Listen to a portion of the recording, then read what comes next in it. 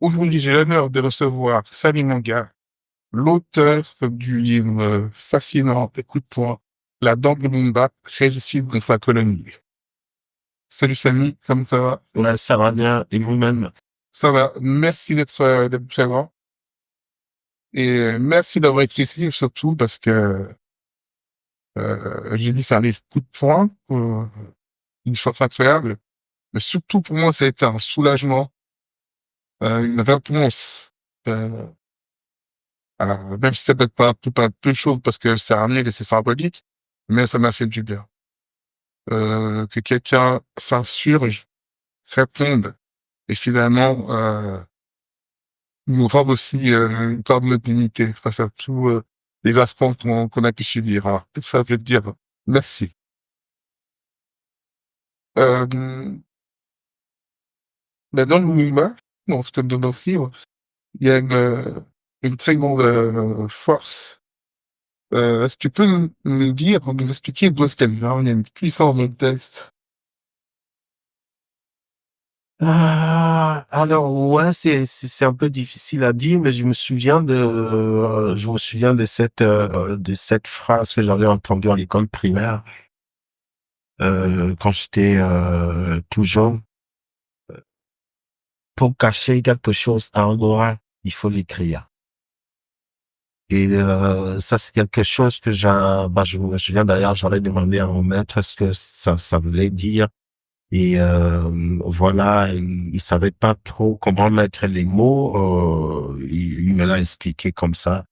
Euh, mais plus tard, c'est une phrase qui s'est avérée révélatrice parce que finalement, j'avais l'impression que dans cette phrase, on me disait que si on est pour être quelqu'un de respectable, de quelqu'un finalement qui a compris la vie, il fallait absolument lire des livres. Et voilà, très jeune, c'est comme ça que j'ai commencé à m'intéresser à l'histoire de notre pays, à la condition humaine, à la poésie, et donc à l'histoire aussi politique de notre continent. Et tout ce que j'ai découvert, je pense que quand on est quelqu'un de sensible, ça ne peut que vous révolter. Moi, ce que j'ai découvert finalement de l'histoire des indépendances en Afrique, de l'histoire de l'esclavage, je ne dis pas que j'ai découvert que ça, j'ai aussi découvert, lu l'Afrique glorieuse, la grande Afrique quand elle était voilà à l'apogée de sa civilisation, mais plus proche de nous. Ben, j'ai pris connaissance de l'histoire de l'Afrique et de toute cette douleur qui la jalonne. Et je pense que ça a construit un peu, pas un peu, ça a construit ma conscience et mon personnage dans la mesure où je me suis dit non seulement ça, c'est pas possible, c'était pas possible que ça arrive et je n'ai pas envie de vivre des choses comme ça et je vais peut-être travailler pour que des choses comme ça n'arrivent plus où la dignité humaine de façon globale est bafouée. Quelles ont été tes influences littéraires? Parce que t'as un style aussi, t'as un style comme il dit, très puissant, qui exprime, moi j'ai senti de la révolte, mais au-delà de la révolte, une aspiration à la dignité. Il y a beaucoup de punchlines aussi dedans. C'est vrai que moi je dis ça, je fais que c'est un texte aussi qui a aussi peut-être vocation à te le déclarer sur scène. Voilà. Donc, nous, en termes de style, quelles sont tes sources d'inspiration? Alors, moi, il faut dire que, bon, c'est peut-être ça, on ressent aussi ce flow dans le texte. Moi, je viens un peu du rap quand même, quoi. J'ai fait pas mal d'années de rap. Enfin, quand j'ai fini mes études primaires, je suis allé en ville. J'ai été accueilli par le rap, quoi. Donc, j'ai fait une dizaine d'années de rap et vraiment, le rap, voilà, vous savez, c'est quand même une discipline, voilà, avec la contestation comme ça, une peinture urbaine de notre société. Et voilà, jusqu'aujourd'hui, je fais encore du rap, j'ai écrit des textes. Et c'est une dynamique vraiment qui me convient parce que elle est à la fois, ne demande pas de tourner autour du pot. Il est question d'analyser de manière frontale la réalité qui nous arrive, notre regard sur la société. Et donc, je pense qu'aujourd'hui encore, on me le dit encore, voilà ma façon d'écrire. Souvent, il y a des gens qui me disent qu'ils sont obligés de lire mes textes, mes livres par haute voix, parce que ça résonne mieux plutôt quand ils le lisent, ils le lisent tranquillement. Donc oui, voilà, moi je viens du hip-hop, aussi de la culture du rap, de la culture voilà, la contestation, de la militance, et voilà. Plus tard, j'ai découvert la poésie et je pense que c'est ce qui fait un peu, voilà, d'une certaine façon mon style. C'est entre la culture hip-hop que j'ai et ce que j'ai découvert de la poésie et plus encore la poésie, l'éco-poésie dont je suis le promoteur. Donc une poésie destinée à sublimer ou encore à prendre position sur les questions environnementales. Donc voilà, c'est un peu ça, moi, mes influences. Après, niveau littéraire, la littérature, ça dépend de qu'est-ce qu'on entend par là, parce que moi, une forêt, c'est un livre d'histoire. Moi, j'ai grandi au village, j'ai grandi en campagne, j'ai été beaucoup bercé par la vie naturelle, la vie des champs. Et voilà, j'ai vécu en ville aussi. Tout ça, pour moi, ce sont des dictionnaires, quoi. Après, voilà, j'ai lu des auteurs voilà, qui m'ont renforcé dans cette idée. D'ailleurs, j'en cite quelques-uns. Mais chacun, vraiment, même ceux qui sont pas connus, c'est pour ça que j'aime pas trop souvent citer les auteurs, parce que ça fait comme si, enfin, il y a des hommes. Je pense, la plus grande autrice de tous les temps qui m'a inspiré, que personne ne connaît, c'est ma grand-mère. Donc voilà, et les gens avec qui je vis, des auteurs que personne ne connaît et des grands auteurs aussi, tout ça a contribué à forger un peu moi ma démarche littéraire que je ne veux pas euh, comme étant quelque chose qui respecte un canon parce que j'ai pas le temps pour ça. Mhm. C'est marrant parce que, bon, moi, ça me venait aussi, en lisant la suite des auteurs qui me sont venus en tête, et que tu parles d'éco-poésie et ton rapport à, à la nature et sans faire cette séparation artificielle, justement, entre culture et nature.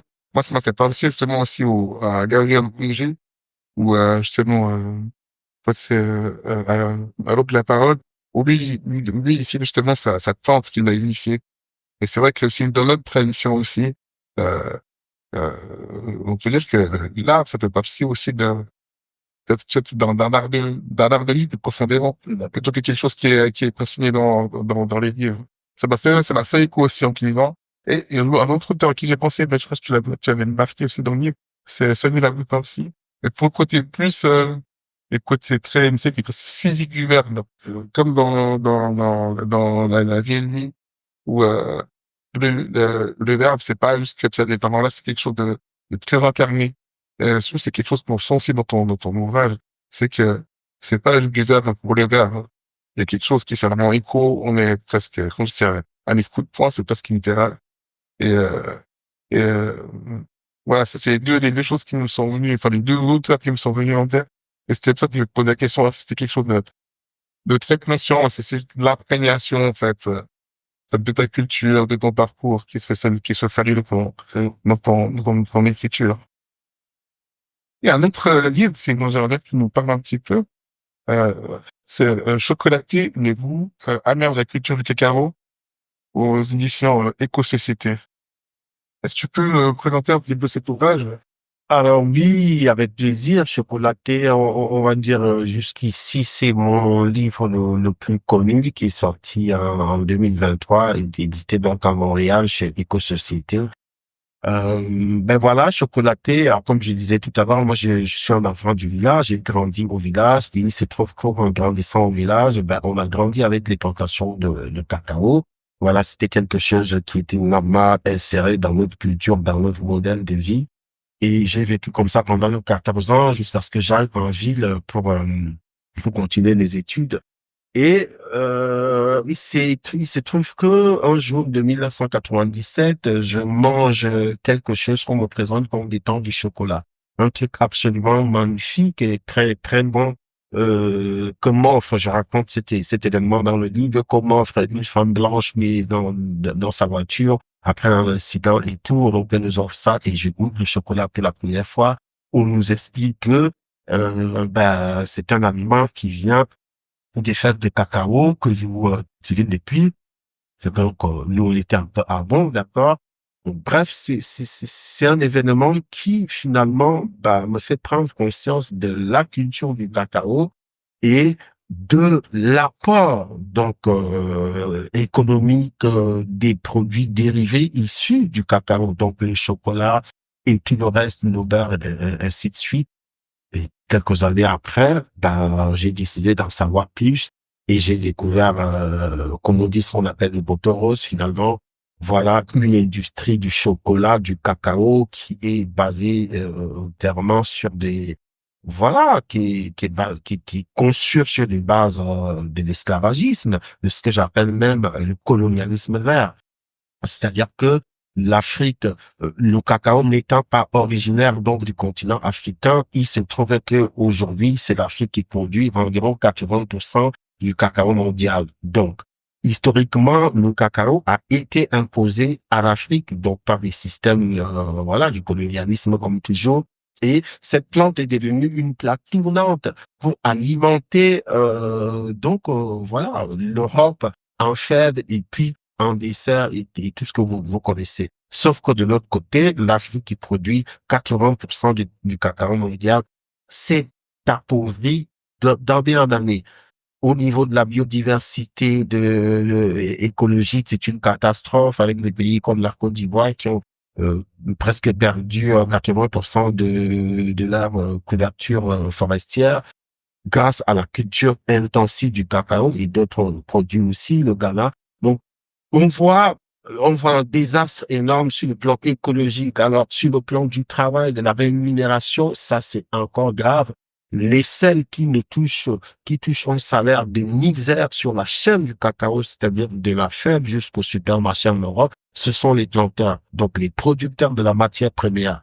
Là, si vous regardez les chiffres, les tontons du Conseil international du cacao, nous parlent par exemple d'un chiffre d'affaires concernant le chocolat qui va à 100 milliards de dollars.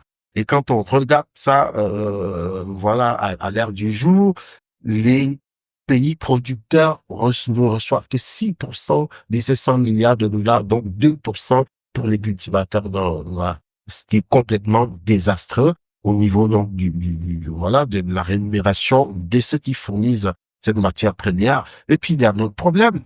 Et il y a aussi des problèmes d'illégalité, le travail des enfants qui sont enrôlés dans des villages parce que suffisamment pauvres, qui vont être déscolarisés pour travailler dans les plantations des multinationales qu'on connaît ici en Suisse, les Nestlé, les Barry Callebaut, tout le reste, quoi.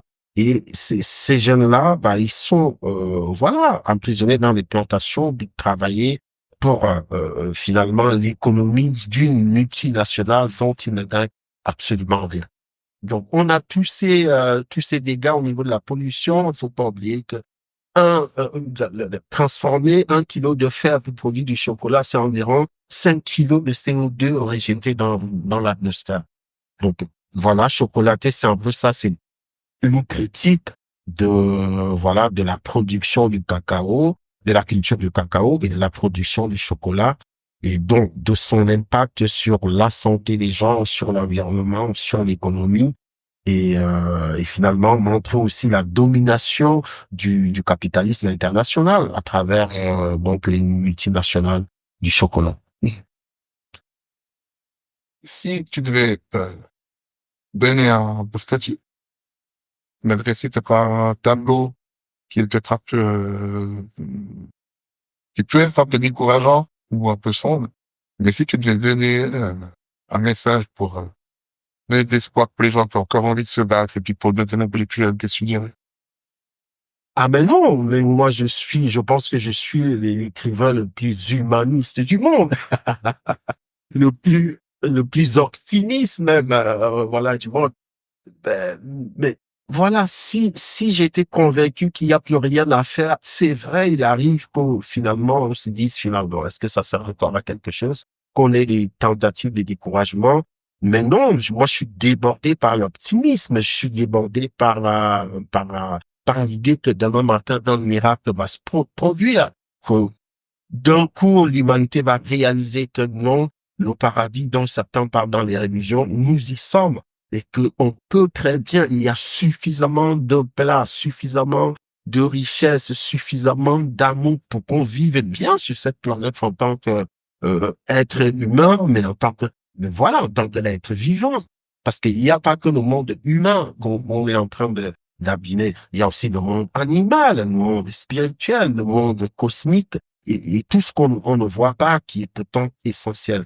Donc, non, mon message est clair. Et tout ce qui lisent mes livres, je pense que une fois que vous avez fini, quel que soit le ton que j'ai employé, la façon que je l'ai dit, je pense que vous ne ressortez pas avec quelque chose d'abîmé qui vous fusille complètement, qui vous fait avoir honte de l'humanité. Il y a plutôt une note de courage, une lumière, quelque chose qui, voilà, moi, c'est ce que j'ai envie. Mais une fois on a fait l'analyse de la situation, la question est, qu'est-ce qu'on fait? Est-ce qu'on reste, on fait du surplace? Est-ce qu'on régresse? Est-ce qu'on s'arrête? La question la plus importante, c'est, on continue. Nous sommes une génération d'êtres humains. La Terre nous a été léguée par nos enfants et nous devons la léguer à nos enfants. Donc, mon mot est simple, on continue. Je le dis déjà avec Nofianga, qui veut dire un gros sans blague. Ça veut dire on y va, voilà, qu'on soit conscient qu'on a tout ce qu'il faut en tant qu'être humain au-delà des différences, de ce que les gens appellent la différence quand il faudrait parler de la beauté de la diversité. Nous sommes tous, we are just one, quoi. Donc, voilà, moi, mon message, il est clair. Ne lâchons rien, essayons de continuer de construire cette humanité qui est belle et on n'a pas d'autre issue. Soit on vit ensemble, soit on meurt ensemble. Merci. Ah, je rappelle le titre de l'ouvrage. La Dame Lumumba, félicite contre la colonie de Samy Manga aux éditions Météor. Et Chocolaté, le goût amer, la culture du cacao aux éditions Éco-Société. Encore merci. Merci à vous, c'est moi qui vous remercie. Mon fidèle là.